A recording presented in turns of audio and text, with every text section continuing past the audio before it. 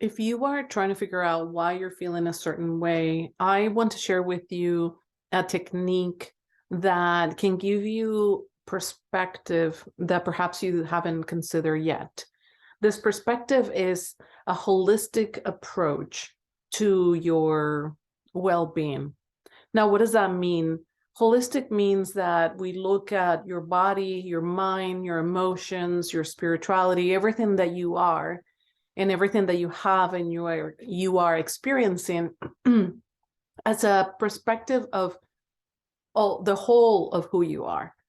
Because what I have observed so often, way too often, is that we attribute emotions to physical conditions. So for example, if I don't sleep well, then I'm grumpy the next day. But if I'm not looking at my lack of sleep and I am just operating on the narrowness of my perspective of my current emotional state, grumpiness, then I'm not seeing myself as a whole. I'm just seeing I'm grumpy or I'm moody, without really taking into consideration that I was missing sleep, that I was not fulfilling one of my basic needs. So when we start looking at our bodies and what we're needing, we start to realize that a lot of our emotions are actually connected to the way that we treat our bodies, the way that we nurture or take care of our bodies, or the way that we neglect our bodies. And so when we're looking at a holistic approach, what we're trying to do is figure out sort of like levels. This is the strategy that I usually use.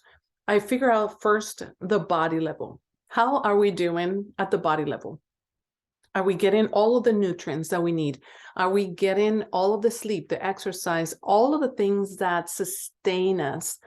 The parts of our body that we need support, the basic needs, are they being fulfilled? Because if I'm hungry, I'm gonna get hangry. If I haven't slept, I'm gonna be grumpy. If I haven't exercised, I might feel depressed. Or so let's first take care of those things. And then let's continue to the next level, right? So the next level is, what am I thinking? What am I thinking? Okay, let's say that I slept well. Let's say that I have eaten, I have exercised, and I still feel something, right? Some kind of way. So then is, what am I interpreting? How am I interpreting the situations, life in general? What are my limitations, my limiting beliefs? How am I seeing life that is affecting me? Perhaps I'm feeling like less than, or I am feeling neglected, or I am thinking that I'm not good enough, or, so many things that sometimes make us take things personally, and make us feel attacked and triggered.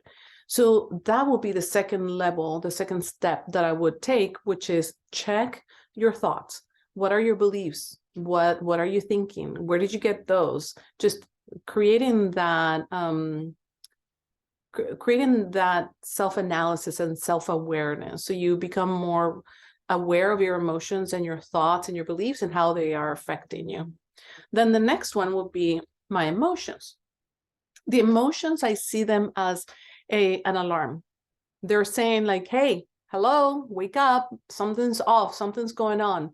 That's how I see emotions. If we ignore our emotions, if we dismiss them, if we try to make us feel better, let me watch Netflix, let me do this, let me mask it, let me, whatever it is, how we cope. If we ignore those, then we're not going to get the information that the emotions are trying to bring. Where the alarm is going off and we're not listening to the alarm. The alarm is not there, la, la, la. We're ignoring the alarm instead of saying like, hey, I hear you. Thank you for bringing attention. Thank you for waking me up. Click, let me wake up.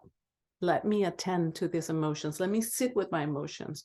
The Buddha said, invite your emotions to tea, your anger, your whatever, your darkness. So invite them to tea means that you don't reject them. You don't try to fix them, but you acknowledge them and you connect with them and say, okay, let me sit with this. What am I feeling? I'm feeling sad, depressed. I'm feeling anxious. Let me sit with this. So then that the emotions are sort of like the alarm that goes off, and they need to attend. They're asking you to attend to yourself and look at your body and look at your thoughts.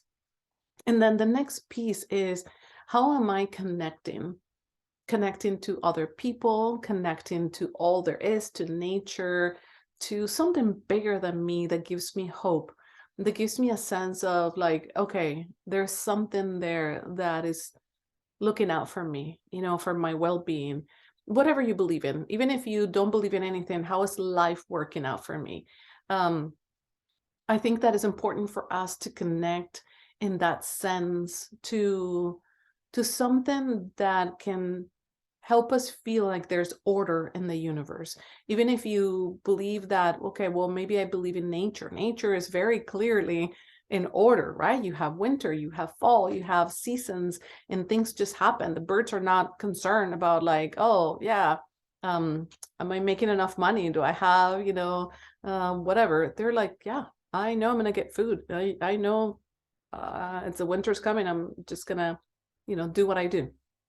So that sense of comfort and trust, I think, is important. Surrendering to the flow, trusting that there is guidance, even if it's internal guidance. So if you see that, if you can see this is the whole of you, we could think about like, okay, you go to the doctor and you're like, doctor, I have this headache.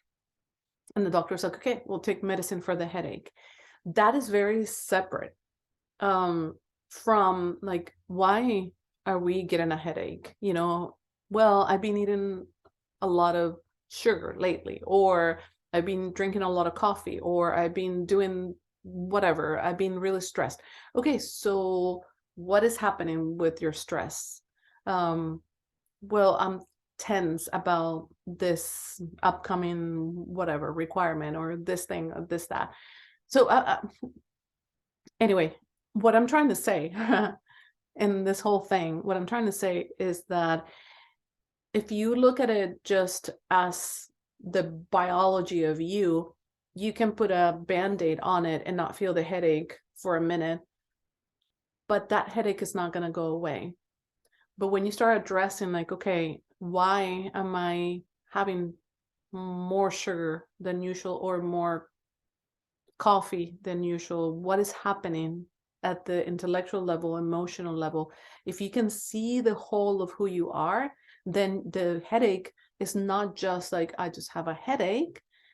Is your body signaling something? Your body saying like, hey, alarm.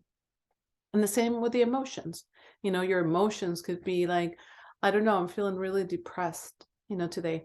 Well, perhaps a cloudy day can do that. When we're deficient in vitamin D, we tend to become more depressed. There's tons of studies about the deficiency in vitamin D, how that leads to symptoms of depression. So see yourself as a whole. Don't separate parts of you, just see yourself as a whole and try to see if your entire being is attended to. That will give you a lot more information as to how to take care of yourself. So if it's that you need more vitamin D, that's what you need. If you need to meditate more, then that's what you need. So see how your needs need to be met in every level. I hope this was helpful. If you have any questions, feel free to ask and I'll be happy to answer.